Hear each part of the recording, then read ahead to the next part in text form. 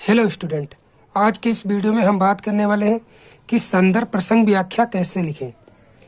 Topper आखिर संदर्भ प्रसंग व्याख्या कैसे लिखते हैं, आज इस वीडियो में आपको बताने वाला हूं। सब पूरा डिटेल से आपको बताऊंगा। अगर चैनल पर नए हैं तो सब्सक्राइब कर दीजिए और बेल आइकन को प्रेस कर दीजिए। इस वीडियो में पूरा डिटेल से बताने वाला हूँ कैसे संदर्भ लिखेंगे, कैसे प्रसंग लिखेंगे और कैसे व्याख्या लिखेंगे। तो चलिए वीडियो को स्टार्ट करते हैं। देखिए, सबसे पहले जहाँ पर हम संदर्भ प्रसंग व्याख्या लिखते हैं, यहाँ पर प्रश्नोत्तर संख्या 4 होती है। तो सबसे पहले यही मेन पॉइंट है कि प्रश्नोत्तर संख्या 4 आपको डालना है। ये पद की संदर्भ प्रसंग व्याख्या मैं आपको बता रहा हूँ।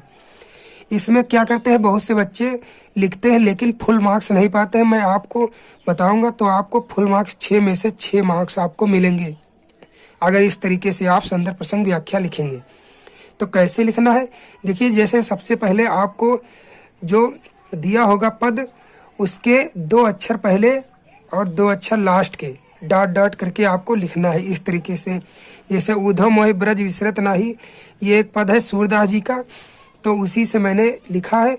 तो जो पहले 2 शब्द है और लास्ट के 2 शब्द वो आपको लिख देना है डॉट डॉट करके, जिससे एग्जामिनर को पता चल जाएगा कि ये कौन सा आपने लिखा है। उसमें 2 दिए होते हैं ना, तो आपको 1 डालना होगा, तो इससे एग्जामिनर को पता लग जाएगा। अब देखिए हम संदर्भ कैसे लिखते हैं। तो संदर्भ लिखने के लिए हमको जो है जिस चैप्टर से लिया गया है उस पाठ का नाम और उसके कवि और लेखक का नाम पता होना चाहिए। जैसे पद्य में है तो कवि का नाम हमको पता होना चाहिए, जैसे यहाँ पर सूरदास है तो हमको सूरदास पता है। और जैसे लेखक होते हैं तो हमको लेखक का नाम पता होता और पाठ का नाम। ये 2 चीज़ें पता होनी चाहिए हमको संदर्भ लिखने के लिए, तो हमारा संदर्भ लिख जाएगा। कैसे हम लिखते हैं संदर्भ, यहाँ पर हम लिखेंगे प्रस्तुत पद्यांश हमारी पाठ्य पुस्तक। प्रस्तुत पद्यांश हमारी पाठ्य पुस्तक। अब जो है देखिए, हमारे हिंदी से लिया गया है ना, हिंदी से। हिंदी हमारी पुस्तक है सामान्य हिंदी, तो जो है हाई स्कूल में सिर्फ हिंदी होती है। तो हिंदी के काव्य खंड में, ये गद्य खंड नहीं है, ये काव्य खंड है। गद्य खंड में लेखक होते हैं और काव्य खंड में ये आपके कवि होते हैं। तो ये जो है काव्य खंड से लिया गया है। तो काव्य खंड में संकलित, ये जो है काव्य खंड में संकलित है पद। पद जो है काव्य खंड में संकलित है। तो काव्य खंड में संकलित पद नामक शीर्षक से लिया गया है। पद नामक शीर्षक से लिया गया है जिसके रचयिता। अब देखिए, यहाँ पर हम रचयिता लिखेंगे। अगर गद्य वाला होता तो वहां हम लिखते जिसके लेखक, यहाँ पर लेकिन हम लिखेंगे रचयिता, या हम लिख देंगे जिसके कवि या फिर जिसके रचयिता। तो यहाँ पर हम लिखेंगे जिसके रचयिता महाकवि। यहाँ पर अच्छा लिखेंगे बढ़ा चढ़ा कर, तभी नंबर फुल मार्क्स मिलेंगे। महाकवि सूरदास जी हैं, महाकवि सूरदास जी हैं। ये आपका संदर्भ हो गया। तो इस तरीके से आपको संदर्भ लिखना है। उसके लिए आपको पाठ का नाम और कवि का नाम आपको बिल्कुल पता होना चाहिए, तभी आप संदर्भ लिख सकते हैं। और ये आपके बोर्ड एग्जाम में 2 नंबर का पूछा जाता है। 2 नंबर इससे मिलते हैं संदर्भ से। अगर आपने संदर्भ सही लिख दिया तो आपकी व्याख्या सही मान ली जाती है। लगभग एग्जामिनर समझता है कि बच्चे ने संदर्भ सही लिखा है तो व्याख्या भी सही लिखी होगी। इसलिए आपका संदर्भ गलत नहीं होना चाहिए, ये बात आपको ध्यान रखना है 100%। अब आती है प्रसंग की। प्रसंग में क्या लिखते हैं, जो उसके बारे में बताया जाता है, जिसके बारे में चित्रण किया गया है। जैसे यहाँ पर ऊधव मोहि ब्रज विसरत नाही, तो यहाँ पर श्री कृष्ण की दशा को बताया गया है कि श्री कृष्ण जो है जब वहाँ जाते हैं तो जो है वो अपने माता और पिता को याद करते हैं कि माता मुझे कैसे भोजन खिलाती थी और नंद बाबा मुझे देखकर प्रसन्न होते थे। उन्हीं की मनोदशा का यहाँ पर चित्रण किया गया है, यानी कि श्री कृष्ण जो है व्याकुल हो रहे हैं अपने माता पिता को याद करके। तो इनकी दशा का यहाँ पर चित्रण किया गया है। तो प्रसंग में हम यही लिख देंगे, जिस चीज का वहाँ पर चित्रण किया गया होगा उस बात को हम 1 लाइन में सिर्फ लिख देंगे और हमारा प्रसंग हो जाएगा। अब आती है बात मेन पॉइंट व्याख्या की।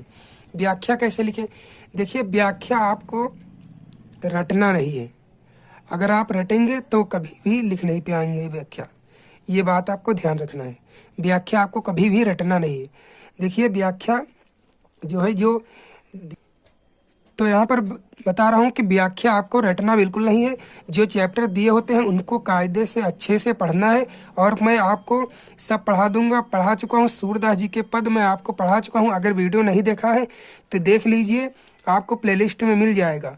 और यहाँ पर व्याख्या मैं आपको बताता हूँ कैसे लिखना है। जैसे यहाँ पर सूरदास जी कहते हैं कि श्री कृष्ण जो है उद्धव से कह रहे हैं कि हे उद्धव, ऐसे आपको बिल्कुल अच्छी सी व्याख्या लिखना है। देखिए यहाँ पर इस तरीके की जब राइटिंग लिखेंगे तभी आपको फुल मार्क्स मिलेंगे, 6 में से 6 नंबर। तो यहाँ पर सूरदास जी कहते हैं कि श्री कृष्ण उद्धव से कह रहे हैं। ये उद्धव कौन है? उद्धव श्री कृष्ण के बड़े भाई हैं। तो ये कह रहे हैं उद्धव से, हे उद्धव, मैं ब्रज को भूल नहीं पाता हूँ। वो जो है ब्रज छोड़कर चले गए हैं ना कंस का वध करने के लिए, तो अपने गांव को जब छोड़कर गए तो वहां पर उनका मन नहीं लग रहा श्री कृष्ण का। तो वो कह रहे हैं कि हे उद्धव, मैं ब्रज को भुलाने की कोशिश तो करता हूँ लेकिन इसको भूल नहीं पाता हूँ। मैं ब्रज को भुलाने की बहुत कोशिश करता हूँ लेकिन ब्रज को भूल नहीं पाता हूँ, लेकिन नहीं कर पा रहा हूँ। वो जो है श्री कृष्ण बहुत कोशिश कर रहे हैं कि मैं ब्रज को भूल जाऊं, लेकिन वहाँ की यादें आती है। वहाँ जो है नदी थी, सभी हंसते खेलते हुए पूरा दिन उनका गुजरता था, माखन चुराते थे, तो इसी तरह जीवन व्यतीत करते थे। तो वहाँ की यादें अभी भी आ रही हैं। तो इसीलिए वो उद्धव से बता रहे हैं कि मुझे जो है मैं भुलाने की बहुत कोशिश करता हूँ ब्रज को, लेकिन मैं भूल नहीं पा रहा हूँ। तो देखिए जो है मुझे श्री कृष्ण अर्थात श्री कृष्ण को वृंदावन, मुझे वृंदावन, गोकुल, वन, उपवन सभी याद आते हैं। उनको सभी की याद आ रही है। और प्रातःकाल यानी कि सुबह सुबह जब नंद बाबा और माँ यशोदा मुझे देखकर हर्षित होते थे, और माता यशोदा जो है उनकी माँ है, वो दही बड़ा बड़े प्रेम से उन्हें खिलाती थी। और जो है श्री कृष्ण ग्वाल बालों के संग जो है हंसते खेलते हुए पूरा दिन उनका पूरा दिन गुजर जाता था, हंसते खेलते थे। अब वहाँ गए तो उनको याद आ रही है, इसलिए वो बहुत दुखी हैं और उद्धव से बता रहे हैं, अपनी मनोदशा का चित्रण कर रहे हैं कि मैं भुलाने की कोशिश कर रहा हूँ लेकिन भूल नहीं पा रहा हूँ। तो यहाँ पर इस तरीके से आपको व्याख्या लिखनी है कि सूरदास जी कहते हैं वे ब्रजवासी धन्य हैं जिनके हित की चिंता स्वयं श्री कृष्ण करते हैं। ये आपकी व्याख्या हो गई। तो इस तरीके से जब अच्छी राइटिंग में आपको व्याख्या लिखेंगे तभी आपको फुल मार्क्स मिलेंगे। आपको काट पीट बोर्ड एग्जाम में बिल्कुल भी नहीं करनी है। इस बात का आपको ध्यान रखना है। अगर फुल मार्क्स आपको पाना है बोर्ड एग्जाम में तो इस बात का हमेशा ध्यान रखिएगा। अब देखिए बात आती है काव्य सौंदर्य की। ये आप में 1 नंबर इसका भी मिलता है आपके बोर्ड एग्जाम में, इसी में 6 नंबर में से। तो यहाँ पर आपको लिखनी होती है भाषा। तो भाषा क्या है?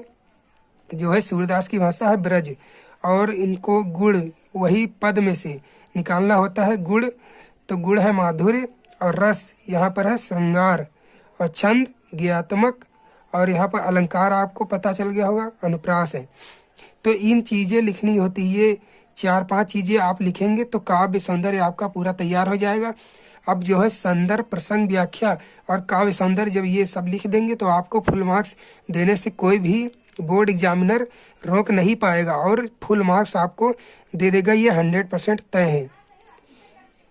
तो इस तरीके से आपको संदर्भ, प्रसंग, व्याख्या लिखना है। टॉपर इसी तरीके से लिखते हैं जिससे कि उनको फुल मार्क्स मिलते हैं। तो आपको इस तरीके से लिखना है। और हमारे